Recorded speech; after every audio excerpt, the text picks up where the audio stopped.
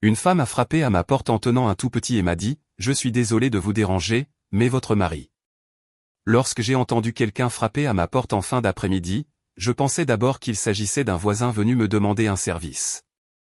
En ouvrant, j'ai découvert une femme que je n'avais jamais vue auparavant, tenant un tout petit blotti contre elle. Son visage exprimait une inquiétude mêlée d'hésitation.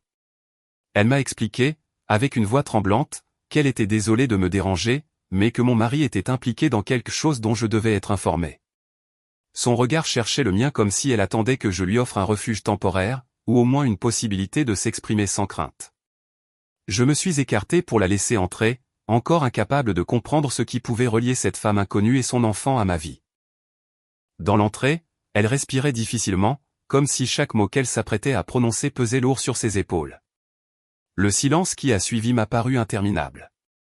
J'essayais de calmer les battements rapides de mon cœur tout en observant le petit garçon qui, malgré l'atmosphère tendue, semblait fasciné par la lumière douce filtrant à travers la fenêtre. La femme m'a ensuite raconté une histoire qui a peu à peu fissuré la tranquillité que je croyais solide dans mon quotidien. Elle m'a expliqué avoir croisé mon mari à plusieurs reprises dans un centre d'aide où elle se rendait régulièrement.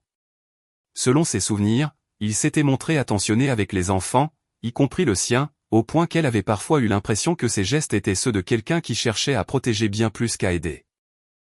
Elle ne prétendait pas que quelque chose d'inapproprié s'était produit, mais elle avait remarqué chez lui une forme d'attachement étrange, une présence répétée qui l'avait mise mal à l'aise sans qu'elle puisse en expliquer la raison. Elle m'assura que son intention n'était pas de créer des tensions, seulement de me prévenir, car elle avait senti que quelque chose n'allait pas. À mesure que je l'écoutais, je repensais aux semaines récentes où mon mari semblait souvent distrait.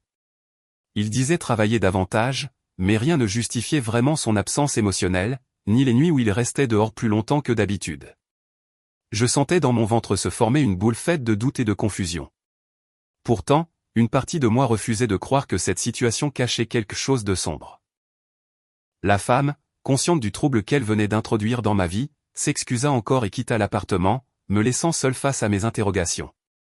Le silence revenu dans mon salon prenait désormais une autre dimension.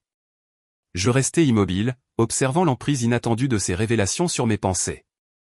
Je savais que, pour comprendre la vérité, il me faudrait affronter mon mari et lui demander ce qui motivait réellement ces visites répétées à ce centre.